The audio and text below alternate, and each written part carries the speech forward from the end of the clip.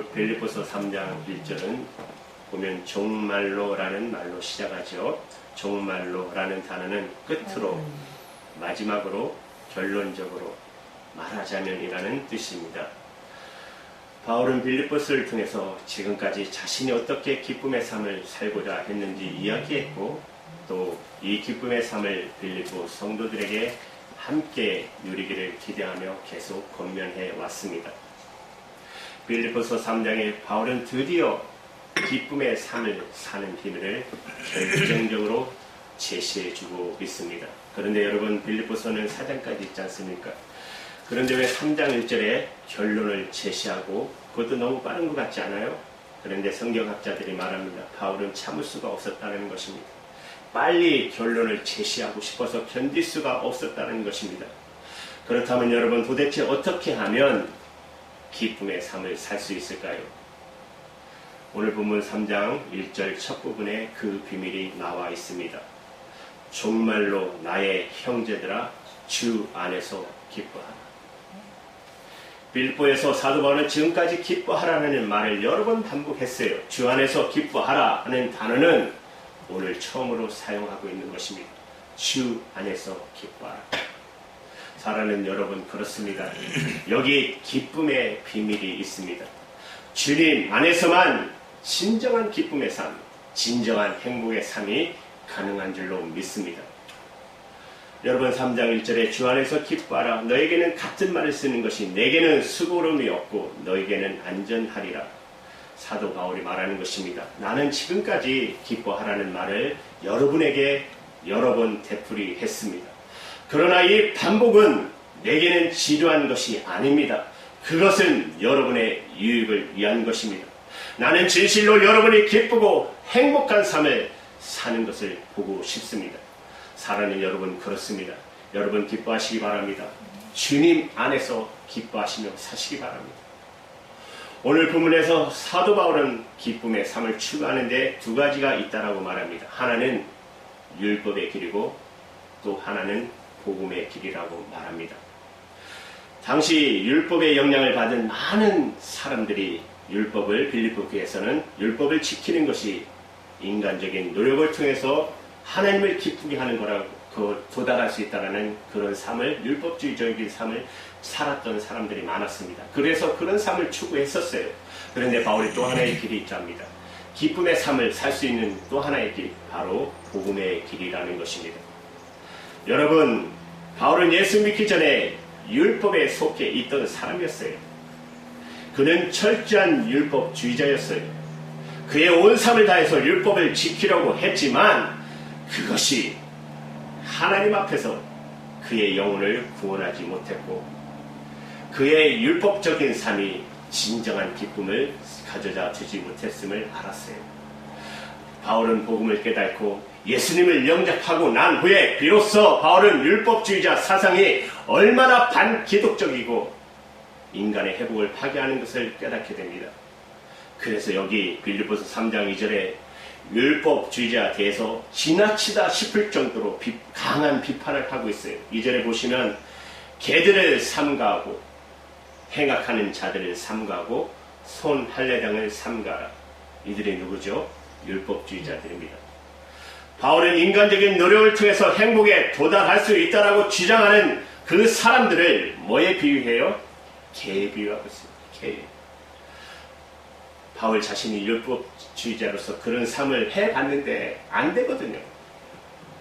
바울은 속아 살았다고 생각했어요. 복음을 깨닫고 보니까 이렇게 놀라운 기쁨의 삶이 있는데 그것을 모르고 살았다는 것입니다. 그래서 바울은 본문에서 우리가 정말 기뻐해야 할 이유를 설명합니다. 그러면서 부정적인 길을 먼저 두 가지를 제시하고 우리가 진정 기뻐할 수 있는 길을 제시해 주고 있습니다. 첫 번째, 기뻐할 이유, 좋은 조건이 아니라는 것입니다. 일반적으로 사람들은 좋은 부모 만나고 좋은 환경 만나면 행복은 결정 난 거라고 생각하는 사람들이 많이 있습니다. 우리 학교 다닐 때도 그런 애들이 있더라고요. 내가 삼성의 이병철의 아들로 태어났으면 이런 장난스럽게 막 그렇게 했던 생각이 납니다. 그것이 행복이 결정하는 건지 알고. 그러나 물론 좋은 조건 만나는, 좋은 부부 만나는 거 좋지요. 그죠? 그것도 복입니다. 이것은 여러분 육상 경기 하다 보면 100m 달리기 하다 보면 스타트에 서 있는 사람들 마치 조금 더 스타트를 빨리 하는 사람처럼 보이는 거예요. 근데 여러분 그때 단거리 하는데 보면은 그 사람들 얼마나 긴장합니까? 그죠? 근데 여러분 그런다고 해서 1등 합니까? 그렇지 않죠. 조금 늦게 출발했지만 한 사람 한 사람 제치고 따라잡고 마지막에 승리하는 사람, 그 역전의 드라마를 연출할 때 얼마나 우리는 가슴이 떨립니까? 그렇죠? 성경에도 말하지 않습니까? 처음 된 주가 나중 될 것이고 나중 된 주가 처음 될 것이라. 같은 신앙생활 했는데 처음 출발했는데 안타깝게 뒤에 처지는 신앙인들을 보게 되면 얼마나 안타깝습니까? 사도 바울은 좋은 조건에서 출발했던 대표적인 사람입니다. 사도 바울은 과거에 자신의 이력을 해고하며 3절 4절에 이렇게 말해요. 하나님의 성령으로 봉사하며 그리스도 예수를 자랑하고 육체를 신뢰하지 아니하는 우리가 곧 할례 당이라. 그러나 나도 육체를 신뢰할 만하니 만일 누구든지 다른 이가 육체를 신뢰할 것이 있는 줄로 생각하면 나는 더욱 그러하리니. 사도 바울은 인간적으로 말하면, 세상적으로 말하면 자랑할 조건이 많다라는 것입니다. 바울이 어떤 조건의 인생으로 출발했죠? 5절에 보면 다음같이 말합니다. 첫 번째, 내가 8일 만에 할례를 받고. 할례란 여러분 하나님의 백성이 되는 언약의 표정입니다. 바울은 태어난 지 8일 만에 하나님의 백성이 되는 도장을 받고 태어난 사람입니다. 여러분 당시 빌립보 교인 가운데는 성령이 되어서도 비로소 할례를 받고 하나님의 백성이 된 사람들이 많이 있었습니다. 그러나 바울은 태어난 지 8일 만에 할례를 받았다는 말입니다. 여러분 우리가 종종 전도하다 보면 예수 믿으십시오 이러면 이상한 대답하는 분들이 많아요. 나도 유아 세례 받았어요. 우리는 3대째 예수 믿는 집안입니다. 아버지가 장로입니다. 어머니가 권사입니다. 아버지가 목사입니다. 그런데 지금 어떠냐는 것입니다. 지금 어떠냐? 당신 지금 예수 믿느냐는 것. 지금 그거 물어봤는데 내 집안 배경 얘기하면 뭐예요? 당신 예수 믿으십니까? 지금 바울이 이렇게 말하는 거예요. 나는 8일 만에 할례를 받았다. 그 다음에 바울이 뭐라고 그래요? 이스라엘 족속의 베냐민 지파요. 바울은 이스라엘 족속입니다. 다시 말하면 약속의 백성이라는 것이에요. 아브라함과 이삭과 야곱의 직계 후손이라는 뜻이에요. 또 이스라엘 12지파에서 가장 명문 지파였던 베냐민의 출신입니다. 사도 바울이 바울 되기 전에 이름이 뭐죠? 사울이죠. 사울이면 누구죠? 생각나는 분이 이스라엘의 건국 초기의 왕 사울 왕이잖아요. 그분이 바로 베냐민 출신입니다. 다시 말하면 엘리트 지파인 베냐민 출신이라는 뜻이에요. 그는 이런 당정한 문벌을 가지고 인생을 출발했습니다. 그리고 바울은 또 이렇게 말합니다. 히브리인 중에 히브리입니다. 바울은 순수한 섞이지 않는 히브리 혈통을 가지고 태어났습니다. 그는 어려서 얼마나 명석했는지 헬라어를 능통하게 할 정도였습니다. 그리고 히브리어 중에서도 아람어를 능통하게 구사하며 자랐어요. 그는 이런 좋은 조건에서 삶을 시작했습니다. 그럼에도 불구하고 사도 바울이 다맥삭이라는 길을 가기 전까지는 그는 행복한 사람은 아니었습니다. 이 좋은 출발, 이 좋은 탄생, 이 좋은 배경, 이 조건이 그에게 행복한 삶이나 기쁨의 삶을 제공해 주지 못했습니다. 우리 중에 어떤 사람을 보면 한평생 조건만 타령하다가 인생을 끝내는 사람 봤어요. 내가 조금만 좋은 부부 만났으면. 그런 분 보셨죠? 내가 좋은 아내를 만났으면, 좋은 남편을 만났으면, 내가 조금 더 나은 환경에 태어났더라면 어떻게 한번 해보는 건데. 그런 사람은 평생 조건만 타다가 인생을 끝냅니다. 여러분, 열악한 환경에 태어난 사람들이 반드시 인생의 실패자가 되는 것은 아닙니다. 오히려 이 환경의 역전의 수일, 감동을 연출하는 인생의 사례들은 우리 주변에 얼마든지 많은 것을 보게 되지 않습니까? 1858년 뉴욕의 어느 한 가정에 한 아이가 태어났습니다. 그는 어려서 앓은 소아 마비로 다리를 절었어요. 시력도 극도로 나빴고 천식을 앓아서 숨도 제대로 쉴 수 없었어요. 하다못해 촛불 하나 끌 힘이 없었어요. 가까스로 생명을 연장하며 살았습니다. 11살 되던 날 아버지가 아들에게 이렇게 말합니다. 아들아, 내가 가진 장애는 장애가 아니란다. 내가 만약 전능하신 하나님을 참으로 신뢰할 수 있다면, 그리고 그 하나님의 도우심이 너와 함께 한다면, 오히려 내 장애 때문에 모든 사람이 너를 증오할 것이고, 너는 진실로 역사의 신화 같은 기적을 남기는 놀라운 축복의 삶을 살 수 있다. 그는 드디어 23세 되던 해 뉴욕주를 대표하는 국회의원이 됩니다. 그리고 28세에 뉴욕 시장 선거에 출마합니다. 얼마 후에 뉴욕 주지사가 되고 부통령이 되고 대통령이 됩니다. 여러분, 가장 어려웠던 시기가 어찌되죠? 대공황 시절에 역사적인 일을 일어나는 대통령이 됩니다. 그리고 1906년 그는 노벨 평화상을 받습니다. 이 사람이 바로 데오도르 루즈벨트 대통령입니다. 좋은 환경이 행복을 보장해 주는 것은 아닙니다. 그렇다고 열악한 환경이 우리에게 기쁨과 행복을 안겨주는 것도 아닙니다. 그러나 만일 열악한 환경 가운데 인생을 출발했다면 그것 때문에 내가 불행하다는 생각은 정말 버리시기 바랍니다. 절대적으로 불리한 삶의 조건에도 불구하고 나는 여전히 기쁨과 행복의 삶을 수요할 수 있다는 사실을 믿으시기 바랍니다. 왜냐하면 우리의 행복과 기쁨은 반드시 우리의 출생의 조건에 좌우되는 것은 아니기 때문입니다.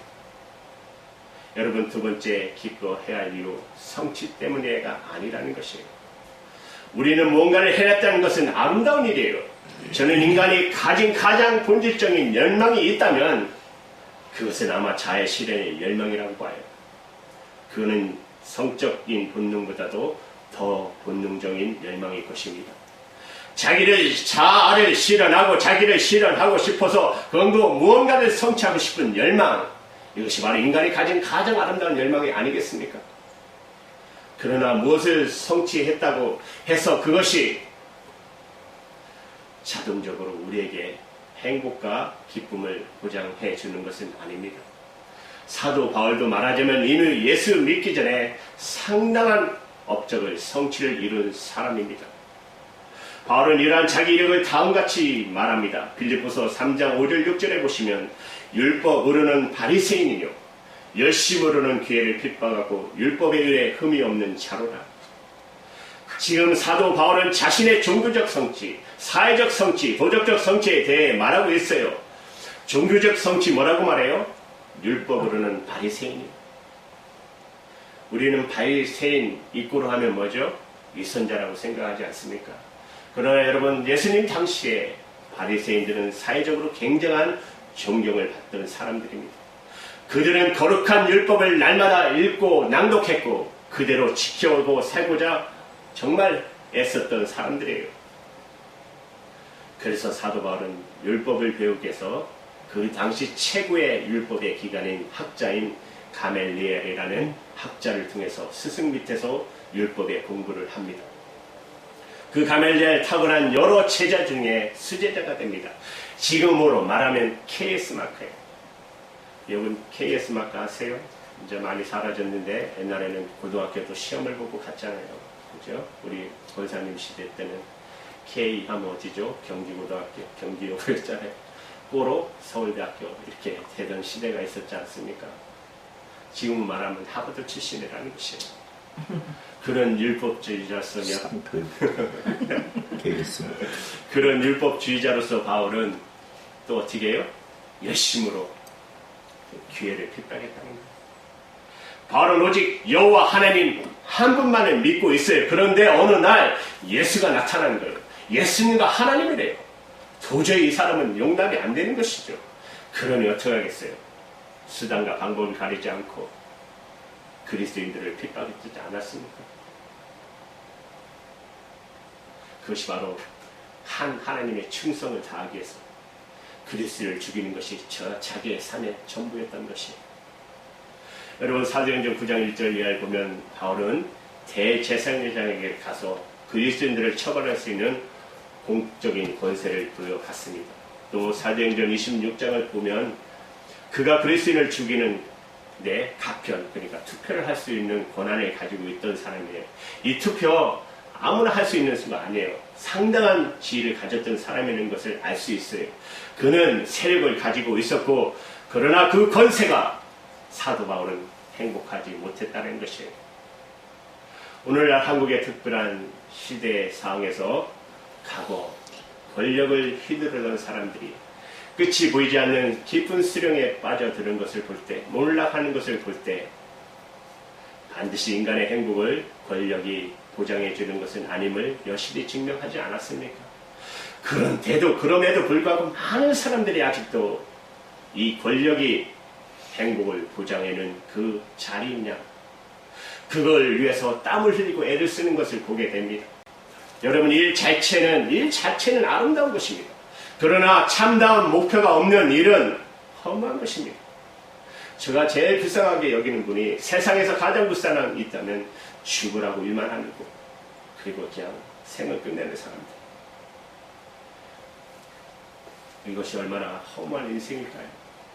바울은 권력을 쥐고 있었지만 권력으로 행복할 수 없었던 사람이었어요. 바울에게는 사회적 성취도 있었지만 그것으로는 행복하지 못했어요. 또한 그에게는 도덕적인 성취도 있어요. 뭐라고 말해요? 대단한 고백을 하지 않습니까? 율법에 이르는 흠이 없는 자로라. 6절에 보시면 율법에 이르는 흠이 없는 자로라. 어떻게 해요? 율법이 몇 개죠? 613개잖아요.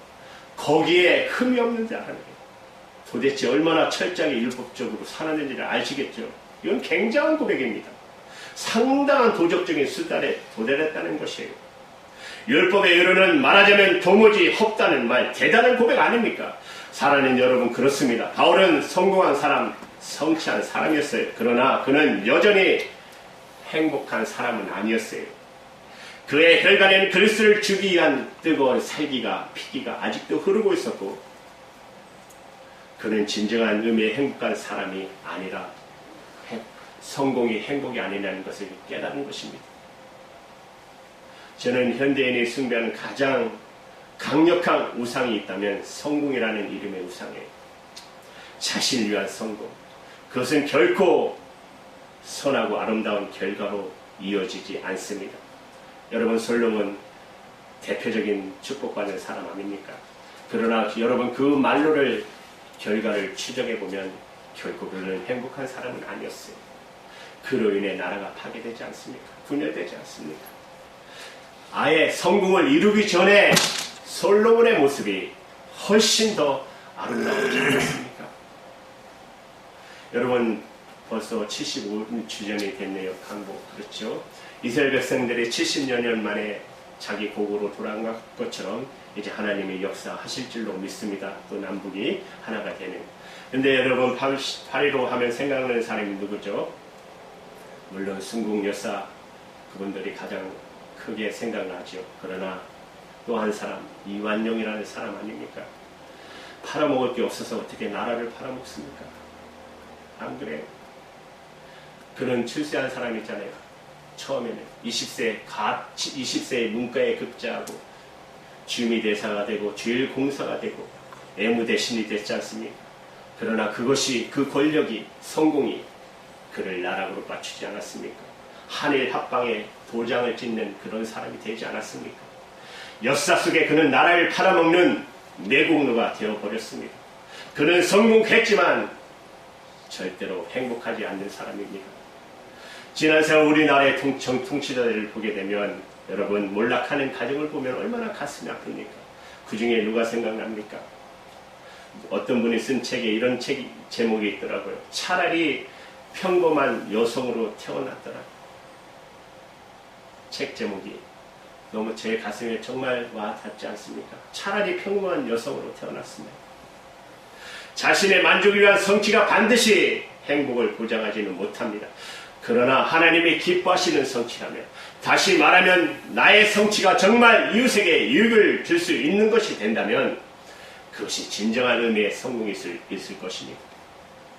여러분, 우리가 정말로 기뻐할 사도 바울이 제시하는 것은, 이유는 뭐죠? 예수님 때문이라는 것입니다. 우리가 기뻐할 수 있는 것은 예수님 때문입니다. 우리가 정말 기뻐할 이유를 바울은 본문 마지막에 7절 9절에서 우리에게 제시하고 있어요. 우리 다 같이 읽을까요?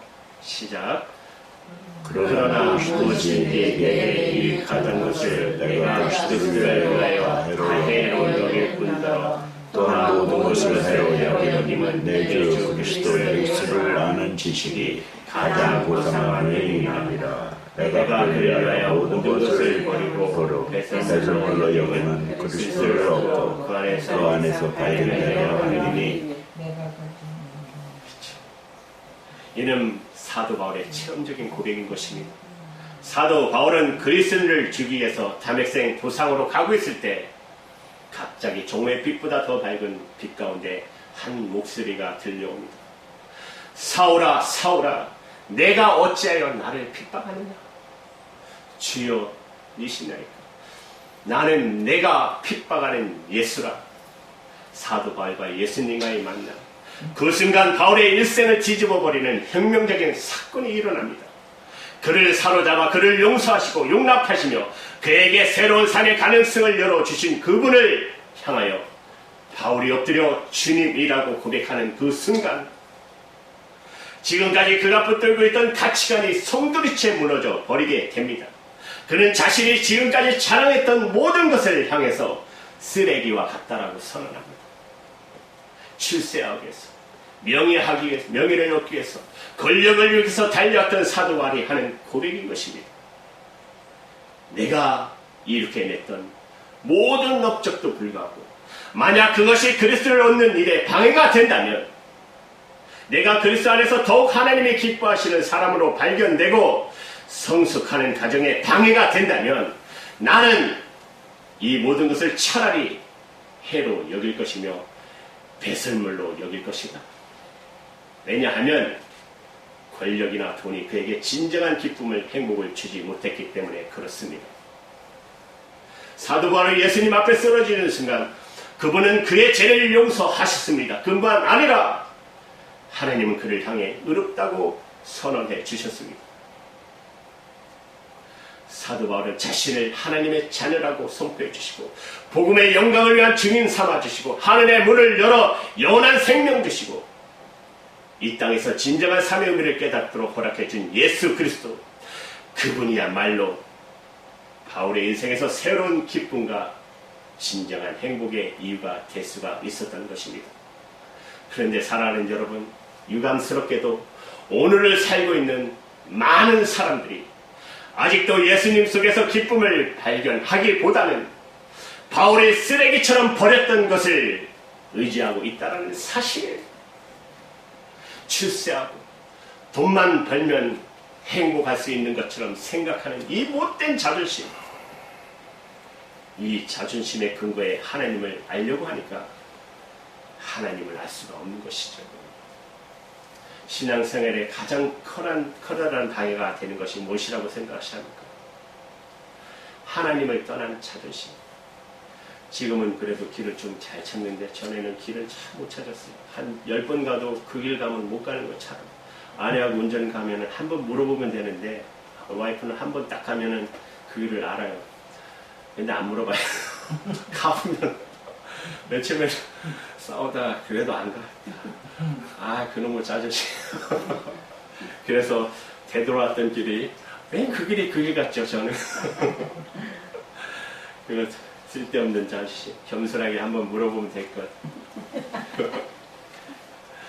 예수 믿는 들의 이것도 가장 커다란 방해가 되는 것이에요. 그것이 바로 나 자신이라는 것이. 내가 붙들고 있는 나 자신. 나의 왜곡된 자존심이 신앙생활에 얼마나 큰 장애가 되는지 모릅니다. 바울은 한순간 자신이 그동안 붙들어왔던 모든 것이 허상에 불과하다는 사실을 깨달았어요. 그래서 나는 이제 이 모든 것을 쓰레기처럼 여길 수 있다. 그리스도 안에서 발견된 새로운 삶을 위해서 나는 이 모든 것을 포기한다. 왜냐하면 이제는 그리스도 예수 그분을 아는 지식이 가장 고상하기 때문이다. 사도 바울은 이 세상에 아무것도 주님보다 더 귀한 것이 없다라고 고백하는 것입니다. 1931년 미국의 보험회사의 세일즈맨으로 일하고 있던 한 사람이 MBC 라디오 공개방송에서 노래할 수 있는 기회를 얻게 됩니다. 노래가 끝나자 장내가 조용해졌어요. 잠시 후 사람들이 일어나 그에게 끊임없는 박수 갈채를 보냅니다. 그가 들려준 저음의 바리톤 전 미국 국민을 매료시켜 놓았습니다. 그는 갑자기 유명 스타가 되었습니다. 방송 계약 제의가 들어오고 출세와 돈이 보장된 스타의 길이 열렸어요. 그럼에도 불구하고 이 사람이 마음이 갑자기 두려움이 밀려드는 것입니다. 그는 조용히 머리를 숙여 기도하기 시작합니다. 똑같은 때에 그의 어머니도 그를 위해서 기도합니다. 아들의 출세의 길이 눈앞에 있지만 기도하는 어머니의 마음에는 기쁨이 없었어요. 그의 어머니는 그 사랑하는 아들 그 앉는 책상에 하나의 작은 편지를 놓고 갑니다. 책상에 조그만 쪽지를 갖다 놓았어요. 아들이 보니까 그것은 어머니가 아주 자주 애송하는 시요 밀러라는 부인이 쓴 성시였습니다. 그 성시의 가사를 읽다가 갑자기 이 청년은 뜨거운 눈물을 흘리기 시작합니다. 마음속에서 멜로디가 흘러 솟아났습니다. 그는 펜을 들어 작곡을 시작했습니다. 여러분 아시는 바로 백이장의 찬양입니다. 주 예수보다 더 귀한 것은 없네. 이 세상 부귀와 바꿀 수 없네. 영죽을 내 대신 돌아가신 그 놀라운 사랑 잊지 못해. 세상 즐거움 다 버리고 세상 자랑 다 버렸네. 주 예수보다 더 귀한 것은 없네. 예수님 밖에 없네. 여러분 빌리 그레엄 목사님과 평생 동역하셨던 조지 벨리 세아라는 복음성가 가수님의 간증입니다. 1983년 네덜란드 암스테르담에서 전 세계의 모든 전도자들이 모였을 때 이분이 특별 찬양을 했습니다. 장례에 운집한 수많은 사람들이 일어나서 이분에게 끊임없는 박수 가채를 보냈습니다. 박수를 다 받은 후에 이분이 남긴 한마디에 장례는 숙연하게 오랫동안 숙연케 했습니다. 감사합니다. 정말 감사합니다. 그러나 여러분이 주신 박수 갈채와 그리스도를 바꾸지 않겠습니다. 그분이 고백합니다. 주 예수보다 더 귀한 것은 없네. 이 세상 명예와 바꿀 수 없네. 이전에 즐기던 세상 일도 주 사랑하는 마음 뺏지 못해. 세상 즐거움 다 버리고 세상 자랑 다 버렸네. 주 예수보다 더 귀한 것은 없네. 예수밖에 없네. 지금까지 삶을 돌이켜보면 하나님께서 우리에게 감사할 수 있는 많은 조건을 주셨습니다. 귀한 자녀들을 주셨습니다. 사랑하는 남편을 주셨습니다. 사랑하는 아내를 주셨습니다. 가정을 지켜주셨고 직업을 주셨고 건강을 허락하셨고 사업을 주셨습니다. 사랑하는 여러분, 그러나 이런 정도의 감사는 불신자도 세상 사람도 얼마든지 할 수 있습니다. 우리가 그리스도 안에서 기뻐할 수 있는 유일한 이유는 예수님 때문입니다. 그분이 나의 죄를 용서하셨고 나 있는 모습 그대로 받아주셔서 하나님의 아들과 딸 삼아 주셨고 나에게 영원한 생명을 주셨으며 이 세상을 떠난 후 우리의 삶에 대한 확실한 소망을 주셨고 또한 이 땅에서 삶의 의미와 존재 이유를 가지고 살 수 있도록 허락해 주셨습니다. 우리가 정말 기뻐할 수 있는 유일한 이유는 예수님 때문입니다. 우리가 누리는 이 황홀한 행복 원인 바로 예수님 때문입니다. 그 예수님으로 날마다 기쁨의 삶을 사시는 저와 여러분 되시기를 주님의 이름으로 축원합니다. 기도합니다.